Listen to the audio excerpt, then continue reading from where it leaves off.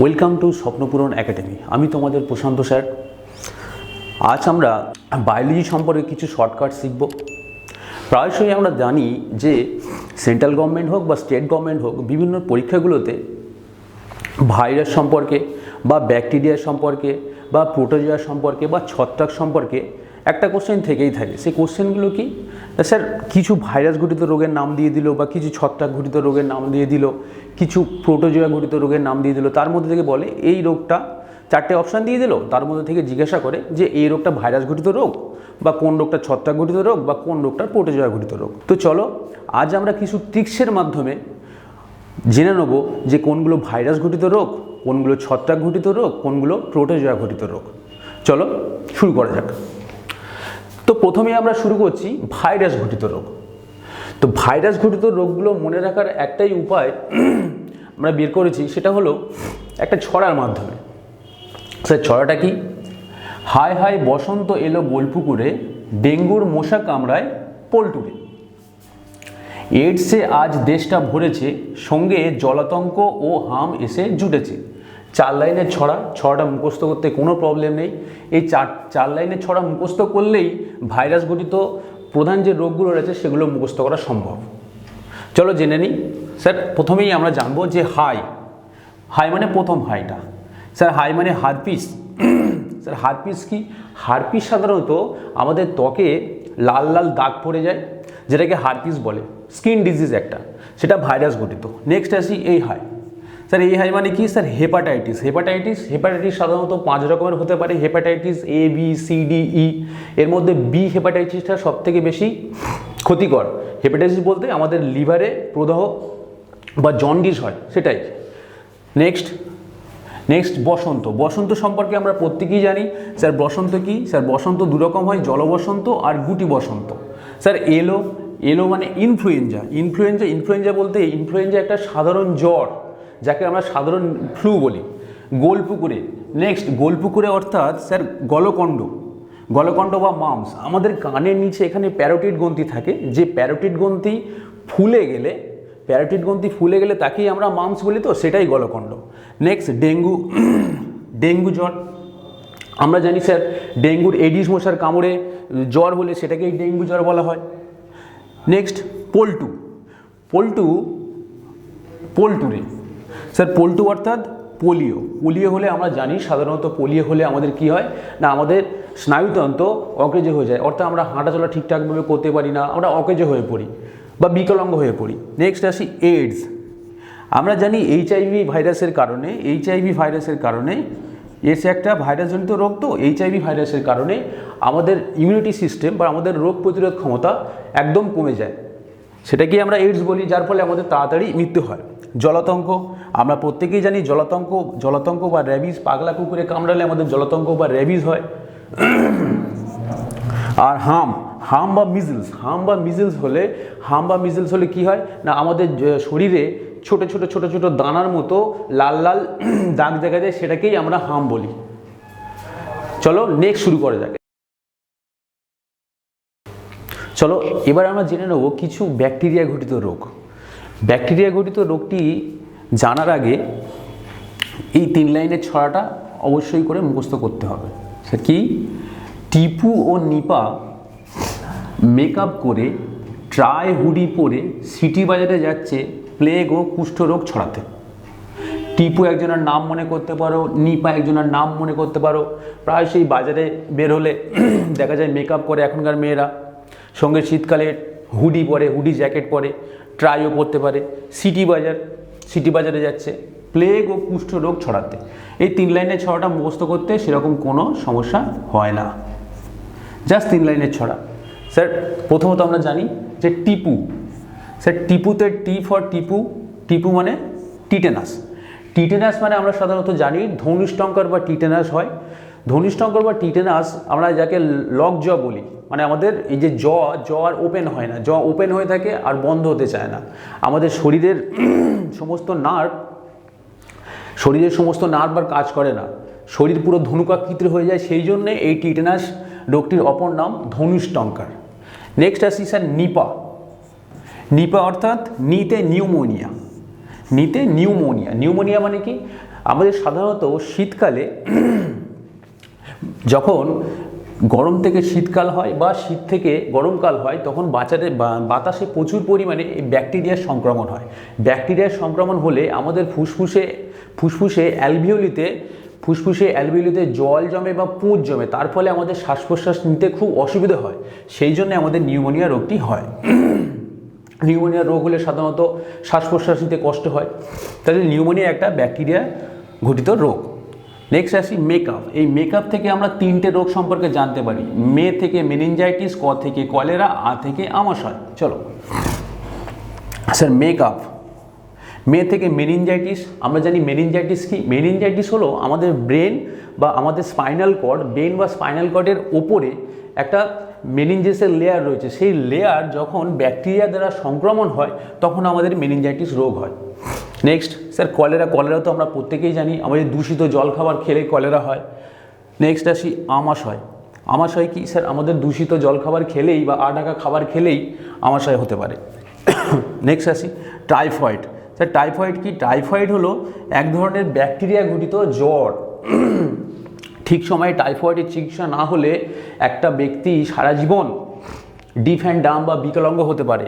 Next আসি hoodie. Try আর hoodie. হুপ আর whooping কাশি। এই whooping কাশি হলে প্রচুর পরিমাণে কাশি হয় এবং কাশির শেষে একটা হুপ হুপ করে শব্দ হয়, সেই জন্য এর নাম দেওয়া হচ্ছে হুপিং কাশি। কাশির শেষে যখন আমরা শ্বাস নিই তখন হুপ হুপ করে একটা শব্দ হয়, সেই জন্য এর নাম হুপিং কাশি। আচ্ছা সরি, এখানে ডিটা লিখতে বলা হয়েছে, D for diphtheria. Diphtheria.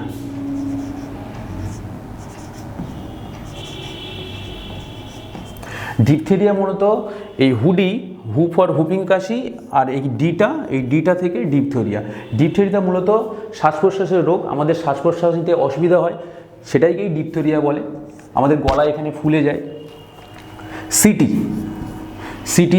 City বাজারে যাচ্ছে তো, সিটি ফর সিফিলস। সিফিলস এক প্রকার সেক্সুয়াল ট্রান্সমিটেড ডিজিজ, যার ফলে আমাদের যৌনাঙ্গে সংক্রমণ হতে পারে বা আমাদের হাত বা পায়ে লাল লাল দাগ বা র্যাশ বেরোতে পারে, সেটাকেই সিফিলস বলে। তাহলে সিফিলস এক প্রকার সেক্সুয়াল ট্রান্সমিটেড ডিজিজ। নেক্সট আসি বাজারে। বাজারে বলতে টিপিও নিপা মেকআপ করে টাই ও হুডি পরে বাজারে যাচ্ছে তো বাজার বলতে স্যার বুটুলিজম রোগটা অনেকের অজানা। বুটুলিজম রোগটা হলো প্রায়শই আমরা বাড়িতে বাচ্চাদের খাওয়ার যে মধু বা আমের চাটনি এগুলোকে সংরক্ষণ করা হয় তো, বা আচার এগুলোকে সংরক্ষণ করা হয় তো, এগুলোকে ভুলভাবে সংরক্ষণ করে রাখলে, ধরুন মনে করো আমের চাটনি প্লাস্টিকের কোনো কন্টেনারে রেখে দেওয়া হয়েছে, ভুলভাবে এয়ারটাইট প্লাস্টিকের কন্টেনারে রেখে দেওয়া হয়েছে এবং অনেক দিন পরে সেটা থেকে এক প্রকার গন্ধ ছেড়ে, তার মানে ওটা কি খারাপ হয়ে গেছে, সেটা থেকেই এই বুটিলিজম রোগটা ছড়াতে পারে। বা মধু অনেক সময় অনেক দিন ধরে রাখলে সেটা খারাপ হয়ে যায়, সেটা থেকেই এই বুটিলিজম রোগটা ছড়াতে পারে। নেক্সট যক্ষা। আমরা প্রত্যেকেই জানি স্যার যক্ষা হলে তার থেকে সাধারণত ব্যক্তিরা দূরে থাকে। কেন দূরে থাকে? ভয় পায় যে যক্ষা হয়েছে। যক্ষা বলতে ফুসফুসের সংক্রমণ।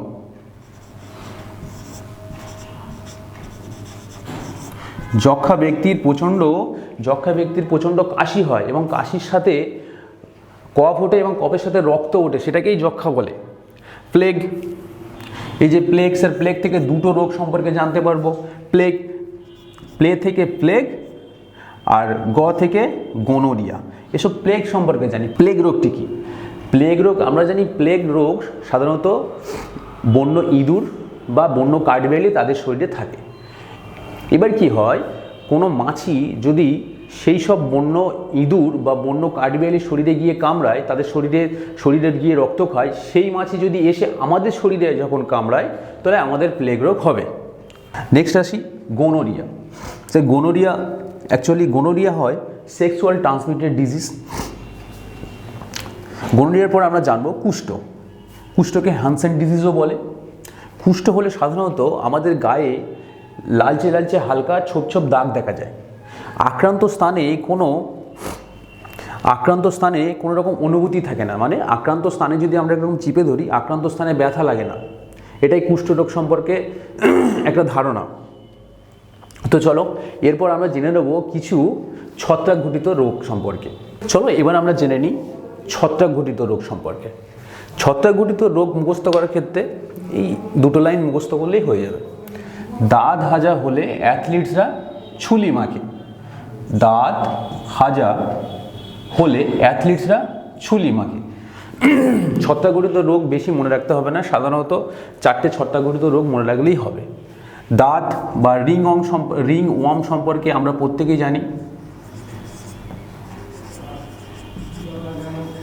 দাঁত প্রত্যেকেরই হয়। হাজা, স্যার হাজা কোথায় হয়? আমাদের পায়ের দুটো আঙুলের ফাঁকে বা হাতের কোনো আঙুলের ফাঁকে হাজা হতে পারে, যেখানে সাধারণত জল জমে থাকে সেই জায়গায় হাজা হয়। ফাঙ্গাস তো, ছত্রাক অ্যাকচুয়ালি ফাঙ্গাস, যেখানে জল জমে বা আর্দ্র জায়গায় সেখানেই হাজা হয়। অ্যাথলিট ফুডস, অ্যাথলিটের থেকে অ্যাথলিট ফুডস। অ্যাথলিট ফুড সম্পর্কে একটু জেনে নিই। সাধারণত যারা বেশিক্ষণ মোজা এবং শু পরে থাকে তাদের এই অ্যাথলিট ফুট হয়। যারা বেশিক্ষণ মোজা পরে থাকে তাদের ক্ষেত্রে কি হয় না, তাদের মোজা থাকার ফলে এবং গরমের ফলে পায়ের নিচে ঘাম বসতে থাকে। পায়ের নিচের ঘাম আর জুতোর একটা গরম, দুটোর ফলে ওখানে একটা এমন সিচুয়েশান হয় যে ওখানে ফাঙ্গাস জন্ম নেয় বা ছত্রাক জন্ম নেয়, ফলে সেখানে এই অ্যাথলিট ফুডস বা অ্যাথলিট ডিজিজ হতে থাকে। এবার আমরা জেনে নেব ছুলি। ছুলি কাদের হয়? একটা মেলাসেজিয়া বলে,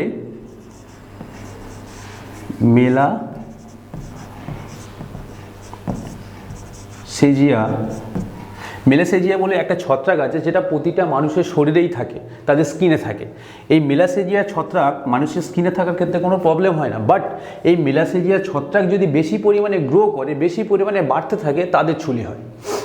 স্যার কাদের বেশি পরিমাণে বাড়তে থাকে? যারা একটু বেশি গরমে কাজ করে, যাদের বেশি মুখ সবসময়, যাদের একজনের হয় না মুখ অয়েলি স্কিন হয়, তাদের এই মেলাসেজিয়া ছত্রাকটা বাড়ার প্রবৃত্তি থাকে।